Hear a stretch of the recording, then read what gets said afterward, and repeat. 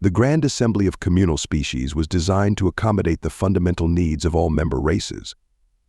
Its circular chambers branched out like a great spiral, allowing the various herds, flocks, and swarms to cluster in their most comfortable formations while still maintaining sight lines to the central speaking platform. The air itself was carefully regulated, not too dry for the membrane-sensitive hive collective, not too warm for the fur-bearing Wulkan. Most importantly, every surface, every seat, every standing space was engineered to allow constant physical contact between members of the same species.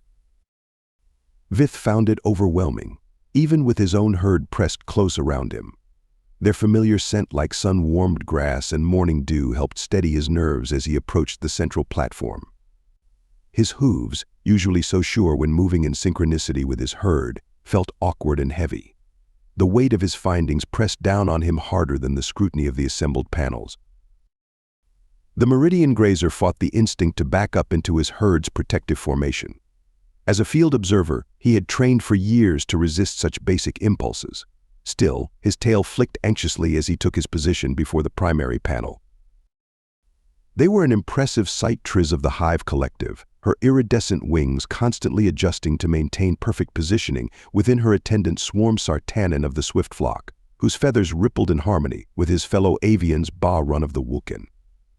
Pressed shoulder to shoulder with his fellow philosophers in their traditional thinking formation and Kralapaka of the Plains Unity, whose massive horns were entwined with those of his advisory cluster in the traditional pose of collective wisdom. Speak, field observer Vith Kralapaka's deep voice resonated through the chamber. Share what you have observed of the human settlements. Vith's herd shuffled closer to the platform, offering silent support. He drew strength from their presence as he began. Esteemed members of the primary panel, my findings challenge everything we understand about sapient behavior. He paused, his secondary eyelids flicking nervously.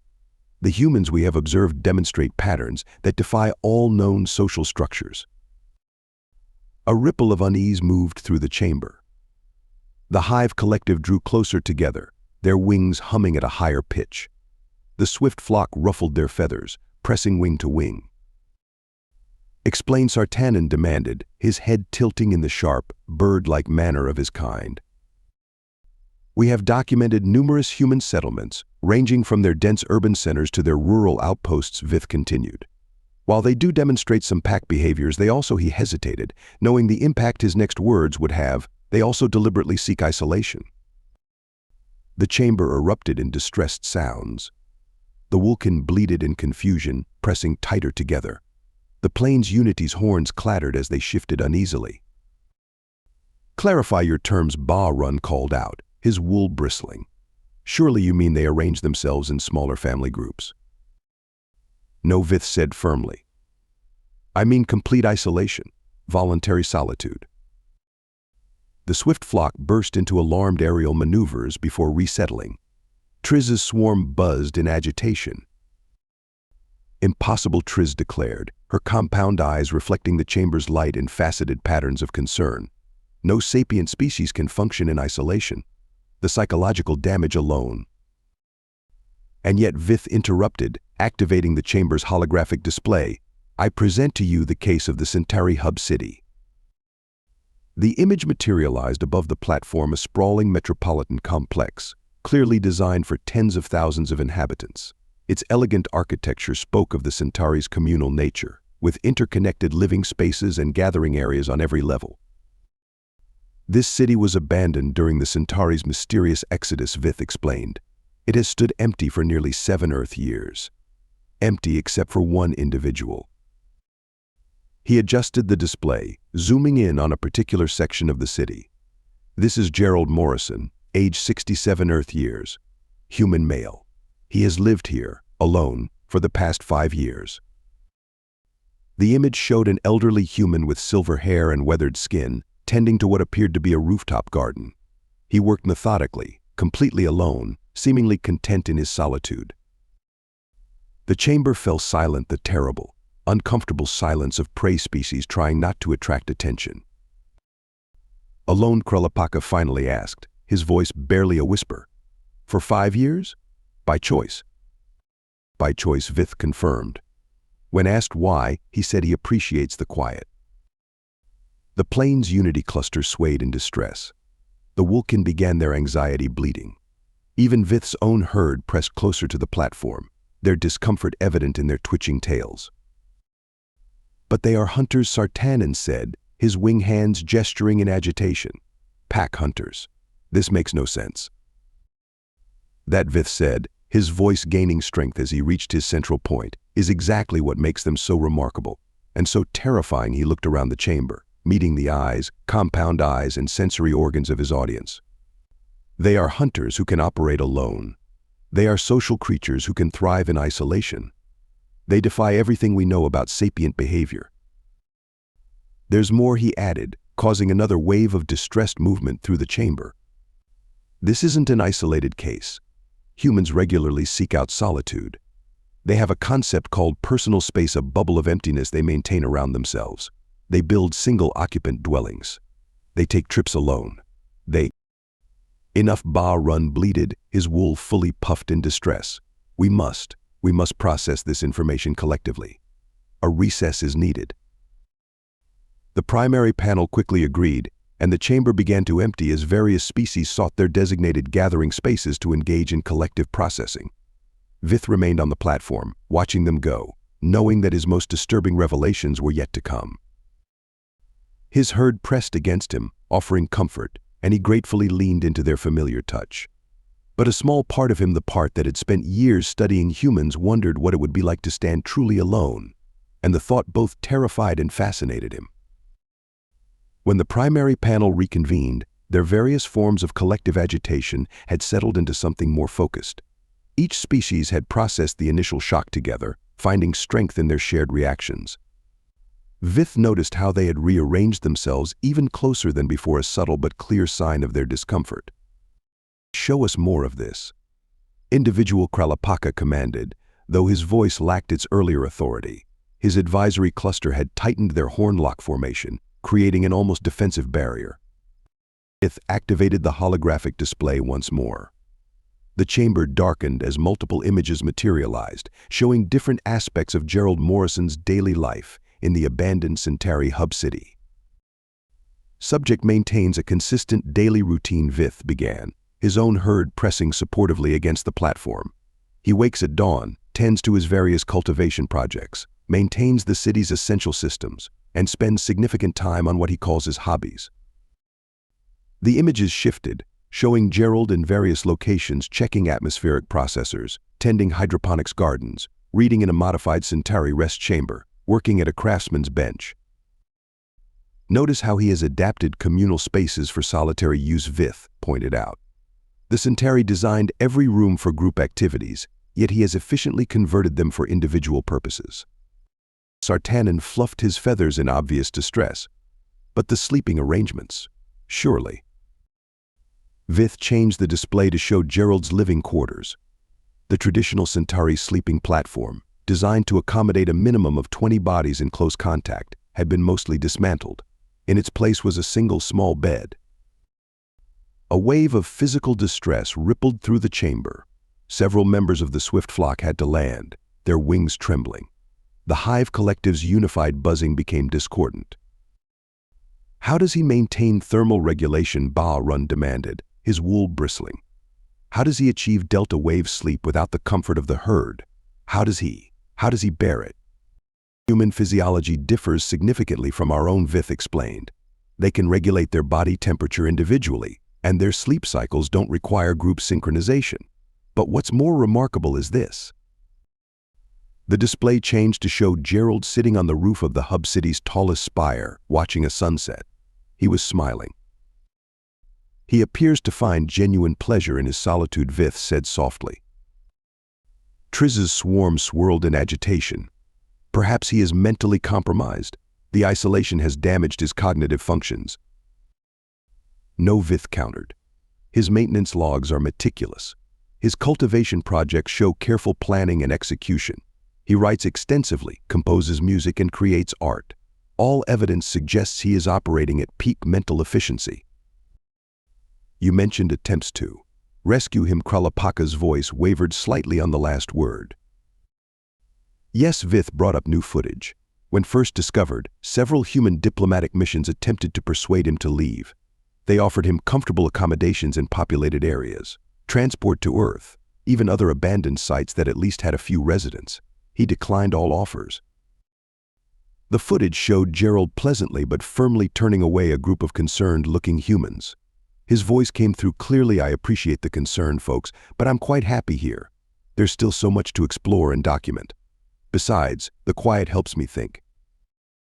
The quiet helps. Sartanen's crest feathers stood straight up in shock. Helps. Their language is full of such contradictions, Vith continued. They speak of needing space from others. They describe silence as golden. They have a concept called me time-designated periods specifically for being alone. Bahrain's thinking formation began to sway, a sign of deep philosophical distress. But how do they process information without collective input? How do they validate their experiences without immediate group consensus? They don't seem to need to. Vith brought up more images. Gerald writing in what he called his journal, working on complex mathematical equations, creating intricate mechanical drawings. They appear capable of complete independent thought. The chamber erupted in overlapping sounds of distress. The plane's unity clusters began their panic swaying. The swift flock took to the air in tight, anxious circles. The hive collective's buzzing reached nearly painful frequencies. "There's something else," Vith said, raising his voice slightly to be heard over the chaos. The chamber gradually quieted, though the tension remained palpable.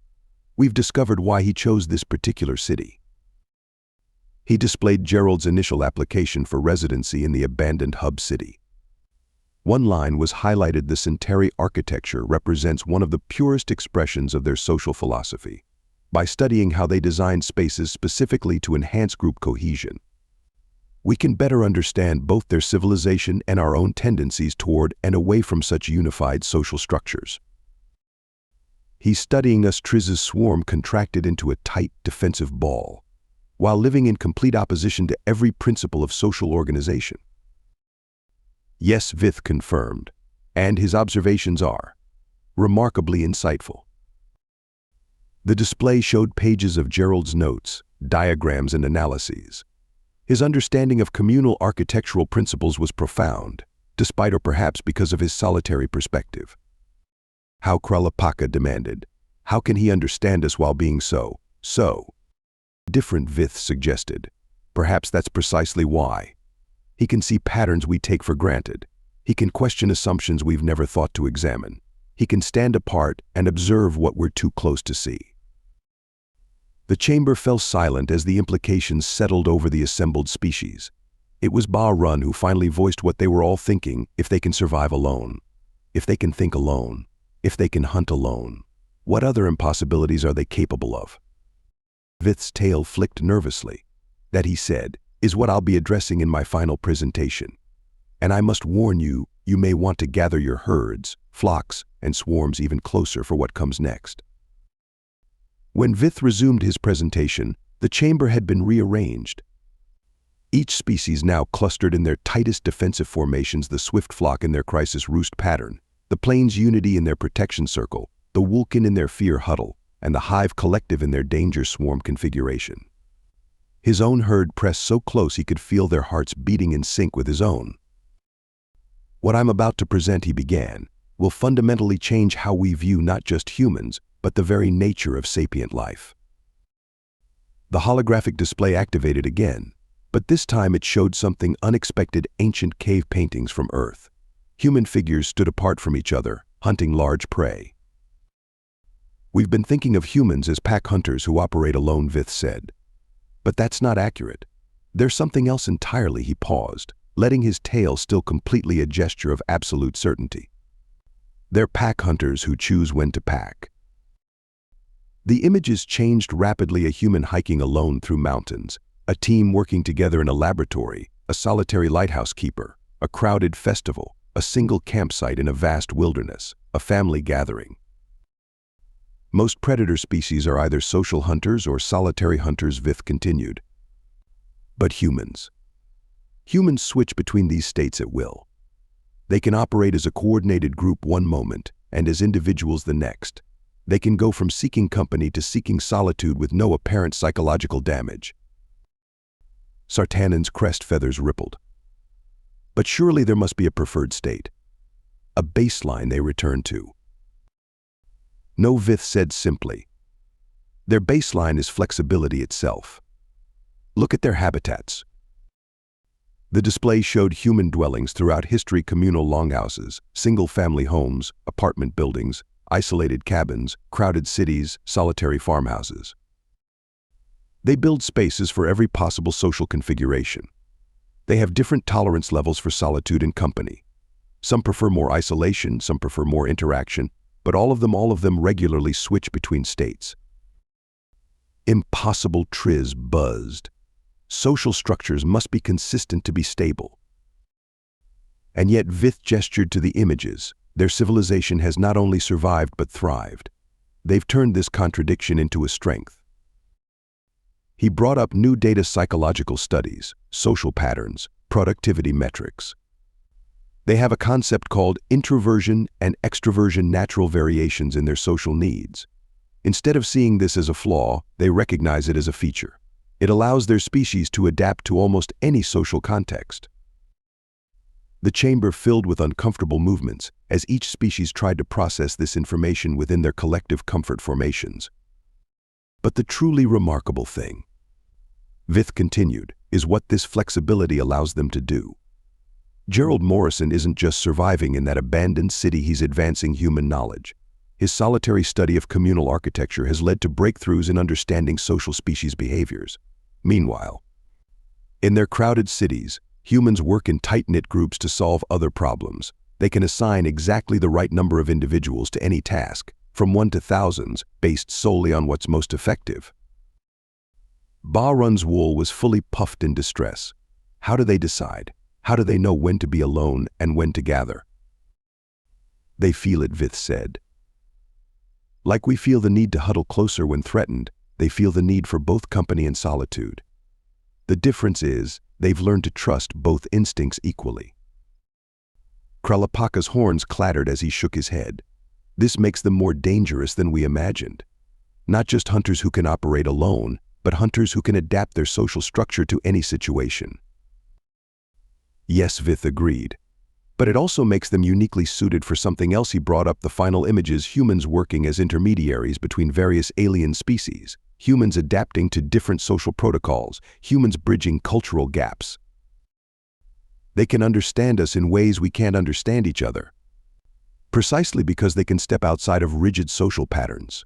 Gerald Morrison can comprehend the Centauri's communal architecture because he isn't bound by similar social instincts. Human diplomats can work with both hive species and solitary species because they can relate to both experiences. The chamber was silent for a long moment. Finally, Sartanen spoke. How do we classify such a species? What category could possibly contain them? Perhaps, Vith said, feeling the weight of his own revelation, we need to stop trying to classify them at all. Perhaps their gift to the galaxy isn't just their adaptability, but the very idea that adaptability is possible. He brought up one final image: Gerald Morrison sitting alone at his workbench, carefully reconstructing a model of a Centauri communal dwelling. The old human was smiling, completely at peace in his solitude, while working to understand a civilization built entirely on togetherness. We've been asking the wrong question, Vith concluded. Not how can they bear to be alone, but how can they be both alone and together? Not what kind of species are they, but what kind of species could we become? In the profound silence that followed, Vith felt his herd press closer, offering comfort. But for the first time in his life, he also felt something else: a tiny, trembling curiosity about what it might be like to stand on his own, even for a moment, and see the world from a different perspective. The official records would later state that the primary panel classified humans as aberrant social predators, but in private discussions, in quiet moments between trusted herdmates, a different word started to circulate: teachers. And in the abandoned Centauri hub city, Gerald Morrison continued his solitary work, unaware that his very existence was challenging the galaxy's understanding of what was possible. Each evening, he would climb to his favorite spire to watch the sunset, content in his solitude yet connected, in his own unique human way, to the vast tapestry of galactic civilization. Thank you so much for listening to this story. I hope you loved it. Please remember to subscribe if you did like it so you can see more videos like this. And please give us a like and a comment too. I'll see you in the next one.